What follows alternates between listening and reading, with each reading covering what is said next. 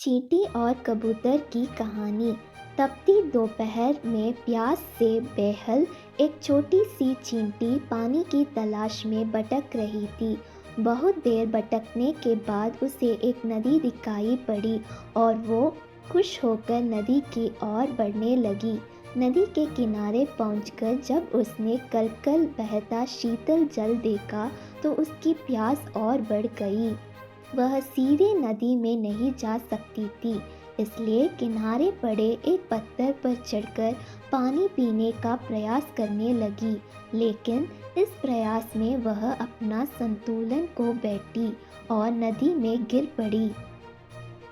नदी के पानी में गिरते ही वह तेज घेर में बहने लगी।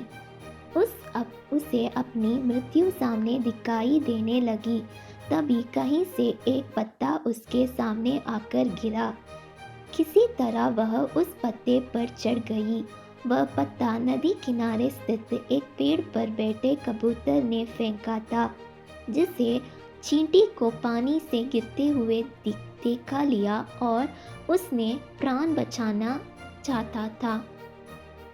पत्ते से साथ बहते हुए चींटी किनारे पर आ गई और कूदकर सूखी भूमि पर पहुंच गई।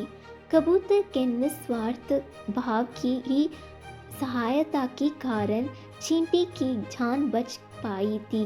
वह मन ही मन उसका धन्यवाद करने लगी। इस घटना को कुछ ही दिन बीते थे कि एक दिन कबूतर बहेलिये के द्वारा बिछाए जाल पर फंस गया। उसने वहां से निकलने के लिए बहुत पंख फड़फड़ाने लगा, बहुत जोर लगाया, लेकिन जाल से निकलने से सफलता नहीं हो पाया। बेलिया ने जाल उठाया और अपने घर की ओर जाने लगा। कबूतर निस्सहाय से जाल के भीतर कैद था। जब चींटी की दृष्टि जाल में फंसे कबूतर पर पड़ी तो उसने वह दिन स्मरण हो आया जब कबूतर ने उसके प्राणों की रक्षा की थी। चींटी तुरंत बहेलिये के पास पहुंची और उसके पैर पर जोर जोर से काटने लगी। बेलिया दर्द से चटपटाने लगा। जाल पर से उसकी पकड़ ढीली पड़ गई और जाल जमीन पर जा गिरी।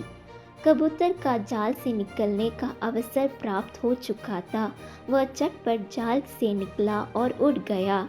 इस तरह चींटी ने कबूतर के द्वारा किए गए उपकार का फल चुकाया। सीख: कर भला हो भला। दूसरों पर किया गया उपकार कभी व्यर्थ नहीं जाता।